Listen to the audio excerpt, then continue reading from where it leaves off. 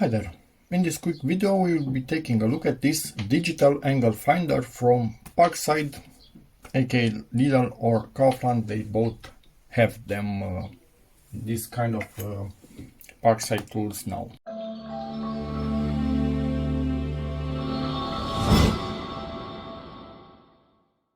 So, ready to get into the box, but initially what you would use such a tool? Well, for measuring angles. If you need to copy an angle of something or you want to make it directly at a particular angle, this is the tool for you.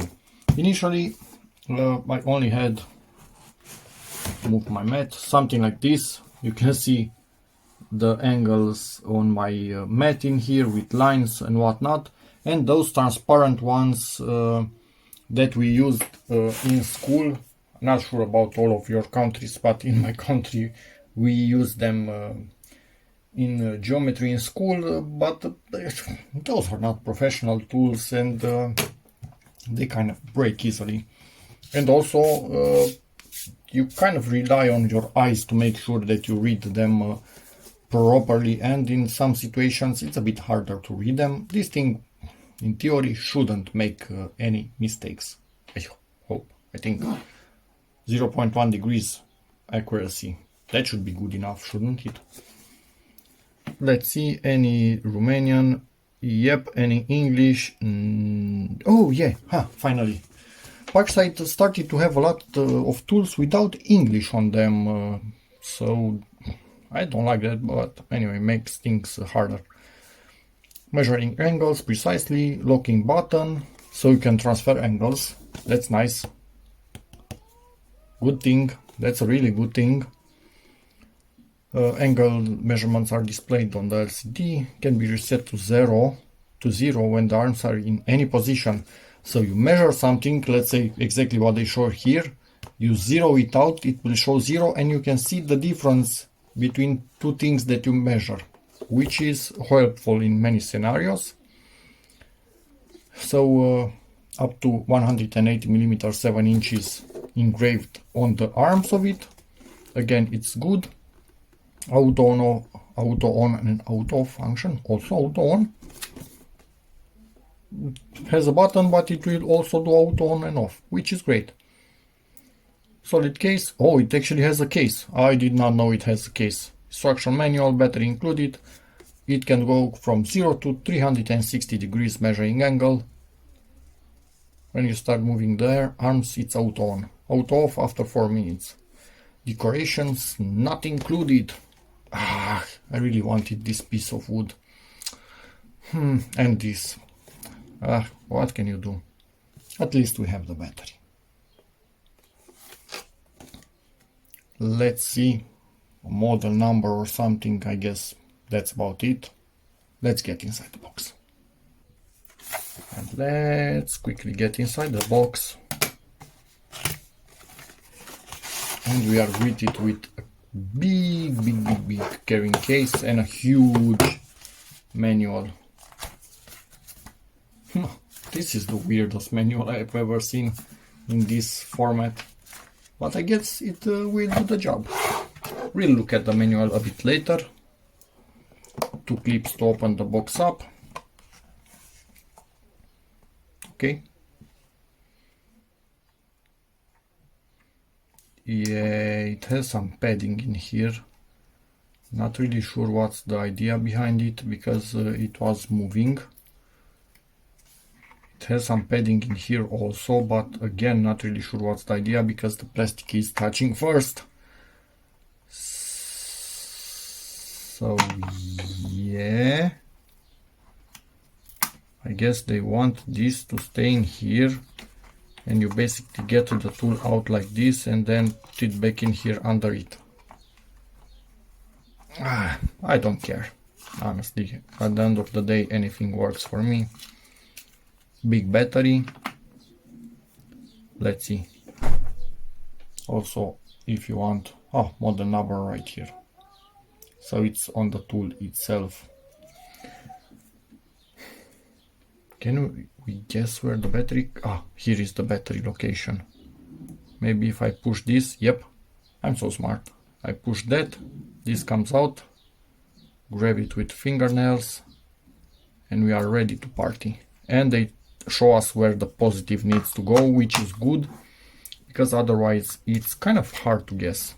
Decent quality battery, up to 2026, so at least 3 years of life. It should still be okay from the point of me filming this video. Who knows when you are watching it, so yeah. Positive, we need it there. Try not to touch the battery because you will create corrosion in it, but if you don't touch it, well, it's clean from the factory and that should be all good. Make sure everything aligns internally. Not going to be quite easy. And it's on. And let's play. Hey, are you locked? Yep, it was locked. Ha. Squishy, squishy, squishy. 22 degrees, spot on. Let's see what we can do here.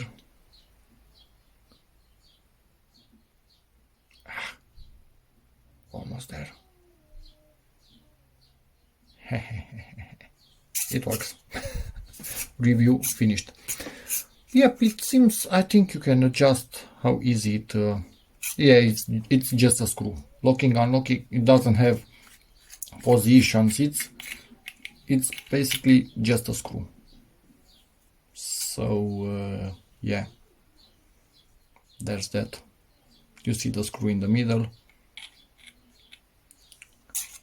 It just tightens the middle over the exterior plastic, making them move a bit harder. So either fully locking them like now, if you insist you can rotate them, let's see now. Yeah, they are locked, but you can still rotate them if you insist. So the locking thingy is a bit how you're doing, because it relies on plastic and plastic will break in time. I'm not sure how much I will use it, maybe really carefully not to move them at all when they are locked, and also keeping in mind what value it read. In case they move just a tiny bit, I can go slowly back to that particular value. There's that. But overall, I think they are above 1 millimeter thick, honestly. Surely they are above 1 millimeter thick, so quite sturdy. Text on them, yep, it's engraved, so text should not wear out. This PARKSIDE logo is also engraved, so nothing should wear out on this, as long as you don't let them rust. All is good. Off, on, let's say 8.4, and we want to check something difference between a measurement and another one. Zero it out, and it's a difference of 8.7 or 14 degrees, I don't know. And if we go back, it should be again hard to do with the hand to see exactly where's zero, but you can go back to 8.4 in theory and they should be flat, because it was zeroed out at another position. Zero it again and off. So yeah, okay, basically at this point nothing else for me to do than start using this and hope it works well, because it's a simple tool, nothing special about it. I am going to quickly show you the manual just because I always do, but this is a weird one, so not sure how I will hold it, so you can pause it anytime. But yeah, this is not a toy. Well, it is a toy for grown-ups, so yeah. Angle scaling accuracy plus minus 0.3 degrees, so 0.1 is just the resolution of the display. They always do this. yeah, it kind of gets me every time thinking, hey, resolution, nope, that's just how much the display can show you in what detail, but the accuracy is the important thing. So it's not that accurate, but I think for what you do around the house should be good enough. And yep, that's the end of the manual. Put this thing to good use around the house and get back to you in a while if I like it or don't. But up until now I can tell you for sure the weak link is the locking mechanism, so tread carefully. So yeah, it's the standard thing. When you have a tool, no job seems to come up for it. When you didn't have it, you always need it. Anyway, there's that. And we have here space for... now I just realized, for a crayon or something. Not sure if this is its purpose, but okay, I guess. Obviously, this space could also be used for something like this. Depends on what you need, but yeah, the space is there. You can use it. I should sharpen this one. Anyway, that's about it for this video. You might see it in future videos when I'm actually using it. But yeah, overall the tool is really good, but I just didn't have the need to use it at the moment, and yeah, it is what it is. So hope this video helps you clarify what this is and how it works. If you have any questions, feel free to ask in the comments, and see you in the next video.